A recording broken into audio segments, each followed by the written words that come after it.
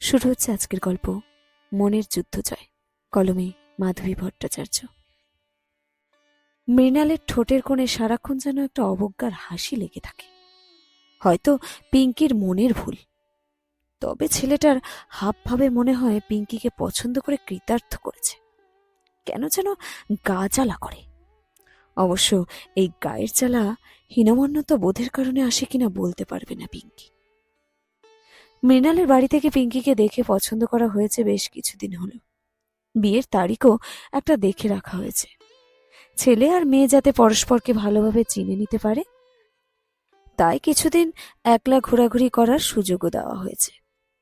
যত সব ন্যাকামি, সব ঠিক হয়ে গেছে, শুধু চেনাশোনা হওয়ার জন্য যেন আটকে থাকবে বিয়েটা।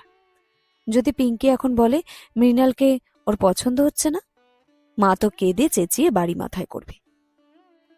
এই মুহূর্তে একটা অভিজাত রেস্তোরাঁয় বসে আছে দুজনে, ডিনার করছে একসাথে। কিন্তু পিঙ্কির জিভ খাবারের স্বাদ আর অনুভব করতে পারছে না।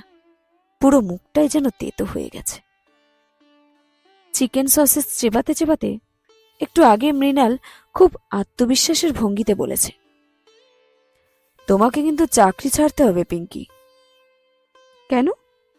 অবাক চোখে তাকিয়েছিল পিঙ্কি। তুমি ডক্টর মৃণাল গুহের লাইফ পার্টনার হতে চলেছ। মৃণালের ঠোঁটে অহংকারী হাসি, যেন সম্রাট আকবর কৃপা দৃষ্টিতে ধন্য করেছেন অধীনস্থ প্রজাকে। তাতে আমাকে চাকরি ছাড়তে হবে কেন? গায়ে জ্বালা ধরলেও পিঙ্কি নিজেকে সংযত রেখেই বলেছে, তোমার দেখছি কমন সেন্সটুকুও নেই। ছোট একটা প্রাইভেট স্কুলে তোমার চাকরি করাটা আমার জন্য কতটা সম্মানজনক ভেবে দেখেছ একবারও? তাও যদি বড় স্কুল বা কলেজ হতো। মনে মনে অপমানিত বোধ করল পিঙ্কি। মৃণাল ঠাড়ে ঠোড়ে বুঝিয়ে দেয়, পিঙ্কির তুলনায় ওর যোগ্যতা অনেক বেশি। সেদিনও বলেছিল ইচ্ছে করলেই বেটার অপশন ছিল ওর কাছে। নেহাতি পিঙ্কির মতো সুন্দরী এবং ঘরোয়ার কাউকে মনে হয়নি বলে বিয়েতে মত দিয়েছেন সবাই। ওর চ্যাটাং চ্যাটাং কথা অনেক সহ্য করা হয়েছে, আজ মুখ খুলতেই হবে। খাবারের প্লেট সরিয়ে দিয়ে ন্যাপকিন দিয়ে মুছতে মুছতে পিঙ্কি শান্ত গলায় বলল, বড় স্কুল কলেজে কাজ করে এমন কাউকে বিয়ে করে নিন। খামোখা আমাকে বাঁচতে গেলেন কেন? তুমি দেখছি খামোখা রেগে যাচ্ছ। মৃণালের চোখে রাজ্যের বিস্ময়। কিছুই বোঝে না, ন্যাকা, যেন ভাজা মাছটি উল্টে খেতে জানে না। রাগ চেপে পিঙ্কি বলল, আমি চাকরি ছাড়তে পারবো না। আপনার কাছে আমার চাকরিটা ছোট হতে পারে, কিন্তু আমার কাছে নয়। তাই? আচ্ছা, সে দেখা যাবে। মৃণালের মুখে বাচ্চা ভোলানোর হাসি। অর্থাৎ পিঙ্কিকে আপাতত কিছু বলছে না, কিন্তু পরে চাকরি ছাড়িয়েই দম নেবে। পিঙ্কি বিরাস বদনে চুপ করে গেল। মৃণালকে ওর একেবারেই পছন্দ হচ্ছে না, কিন্তু মাকে কথা বলার সাহস নেই। মৃণালের মতো ছেলে পেয়ে মা হাতে চাঁদ পেয়েছে, সেখানে বাদ সাধার মতো দুঃসাহসের হয়নি এখনো। এক বিকেলে স্কুল থেকে ফিরে বই নিয়ে বসেছিল সবে। আহ্লাদিত মুখে মা এসে জানালো, এই পিঙ্কি, মৃণাল এসে গেছে, তাড়াতাড়ি তৈরি হয়ে নে। পিঙ্কির আজ কোথাও বেরোনোর ইচ্ছে নেই। সুকান্ত গঙ্গোপাধ্যায়ের পিতৃপক্ষ উপন্যাসটা অর্ধেক পড়া হয়েছে, ভাবছিল এখন বসে বসে পড়বে বাকিটা, কিন্তু মা সেটা হতে দিলে তো। ফেরার পর থেকে কান খেয়ে ফেলছে মৃণাল আসবে কবে, এসে উনি উদ্ধার করবে পিঙ্কিকে এবং মাকে। ব্যস্ত ছিল মা মেয়েতে মিলে, এখন ওই মৃণালের গলায় মেয়েকে ঝুলিয়ে দিতে ব্যস্ত হয়ে উঠেছে মা। তা মায়ের আর দোষ কি? টিপিক্যাল মধ্যবিত্ত মানসিকতা যেমন হয়। ডাক্তার পাত্র হাতছাড়া করার কথা কল্পনাতেও করতে পারে না মা। তাছাড়া পেছনে ধুনোতে ফু দেওয়ার মতো আত্মীয় স্বজনরা তো রয়েছেনি। এসে গেছে তো আমি কি করব? পিঙ্কি বিরক্ত হয়ে বলল, তুই কি করবি মানে? তৈরি হতে যা, বেচারা কতক্ষণ বসে থাকবে? ওর তো তোর মতো বাধা ধরা সময়ের কাজ নয়। কখন কোথা থেকে ডাকবে দৌড়াতে হবে, ডাক্তার বলে কথা।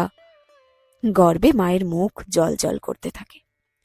অনিচ্ছা সত্ত্বেও উঠতেই হলো পিঙ্কিকে। নতুন কেনা ঘন নীল রঙের ডিজাইনার কুর্তিটা পরল। হালকা মেকআপ করে নীল পাথর বসানো ছোট্ট দুটো টপ পরল কানে। মা দেখে খুশি হয়েই বলল, বাহ, খুব সুন্দর দেখাচ্ছে, এবার বেরিয়ে পড়। রেডি হয়ে বসার ঘরে গিয়ে পিঙ্কি দেখল মৃণাল বসে বসে অস্থিরভাবে পা নাচাচ্ছে।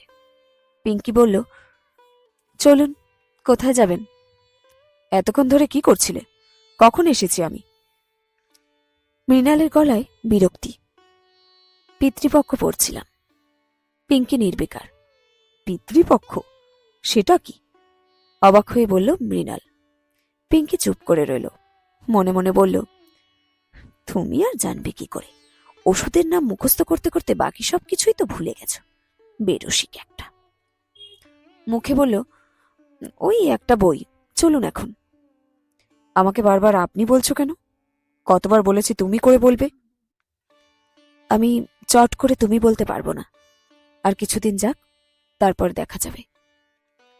শক্ত মুখে বলল পিঙ্কি। আচ্ছা ঠিক আছে, তোমার যেমন ইচ্ছে। একটু যেন মিয়ে গেল মৃণাল। চলুন এখন, তাড়া দিল পিঙ্কি। তুমি এভাবে যাবে? যেন ভারী অবাক হয়েছে মৃণাল। কেন, কি অসুবিধে? পিঙ্কি অবাক। না মানে ওই রংটা তোমাকে মানাচ্ছে না, অন্য কোনো রঙের ড্রেস পরে এসো। মনে মনে চটে উঠল পিঙ্কি। মৃণালের গলায় হুকুমের সুর। এখনো বিয়ে হয়নি, তবু নিজের মতামত পিঙ্কির ওপর চাপাতে চায়। বিয়ের পর কি করবে কে জানে। আমার এই রংটা খুব ভালো লাগে। এটা পাল্টানোর কোনো কারণ নেই, শীতল গলায় বলল পিঙ্কি। তোমাকে ভালো লাগছে না? তোমার তো কোনো ড্রেসিং সেন্সও নেই। গেলে আমি এটা পরেই যাব, নইলে নয়। পিঙ্কির জেদ আরো বেড়ে গেছে। বেগতিক দেখে মা দৌড়ে এলো। মৃণাল যখন বলছে পাল্টে নে না, অন্য কিছু পরে নে। না। পিঙ্কি অনড়। মৃণাল হবু শাশুড়ির দিকে তাকিয়ে বলল, বেজায় জেদি দেখছি, বিয়ের পর ওকে নিয়ে খুব ভুগতে হবে মনে হচ্ছে। মৃণালের স্পর্ধা দেখে অবাক হয়ে গেল পিঙ্কি। মায়ের দিকে তাকিয়ে আরো অবাক হল। মায়ের চোখে স্পষ্ট ভয়ের ছায়া। এই পাত্র হাতছাড়া হওয়ার ভয়ে মা এবার পিঙ্কির ওপরেই চড়াও হলো। পিঙ্কি, চট করে ওটা পাল্টে আয়, তোকে সত্যি ভালো লাগছে না এই পোশাকে। মায়ের রং বদল দেখে পিঙ্কি অবাক। একটু আগে মাই না বলছিল এটাতে পিঙ্কিকে খুব ভালো লাগছে। মায়ের প্রতি বিরক্তিতে এবার বলল, দুরকম কথা বলবে না তোমা, আমি এটা পাল্টাবো না, ব্যাস। আমার সময় নেই, আর অনেক সময় নষ্ট করে ফেলেছি, অন্য অনেক কাজ আছে আমার। মৃণাল উঠে দাঁড়িয়েছে। পিঙ্কির এত রাগ হলো বলেই ফেলল, কেন এসেছেন সময় নষ্ট করতে? না এলেই তো পারতেন। ঠিক আছে, চলি, বিয়েটা হবে কিনা এ নিয়ে আর একবার ভাবতে হবে আমায়। শক্ত মুখে বেরিয়ে যাচ্ছিল মৃণাল। পিঙ্কি ডাকলো পেছন থেকে, যাবার আগে দুটো কথা শুনে যান। আপনাকে আর কিছু ভাবতে হবে না, আমার ভাবা হয়ে গেছে, আমি এ বিয়ে করব না। মৃণালের চোখ গোল হয়ে উঠল। পিঙ্কির তরফ থেকে এভাবে প্রত্যাখ্যান আসবে ভাবতেও পারেনি। একে পাত্রীপক্ষ, তাই পাত্রপক্ষের তুলনায় দুর্বল। এহেন দুর্বল পাত্রীপক্ষ ডাক্তার পাত্রকে ধরে রাখার জন্য কোথায় কাকুতি মিনতি করবে, তা না, উল্টে তারাই প্রত্যাখ্যান করছে। অপমানিত চেহারা নিয়ে বেরিয়ে গেল মৃণাল। মা হাহাকার করে উঠল প্রায়, এই কি করলি তুই? এরপরেও বিয়েটা কি হবে? আর হবে না। এমনি তো মৃণালকে আমার একদম ভালো লাগছিল না। তা ভালো লাগবে কেন?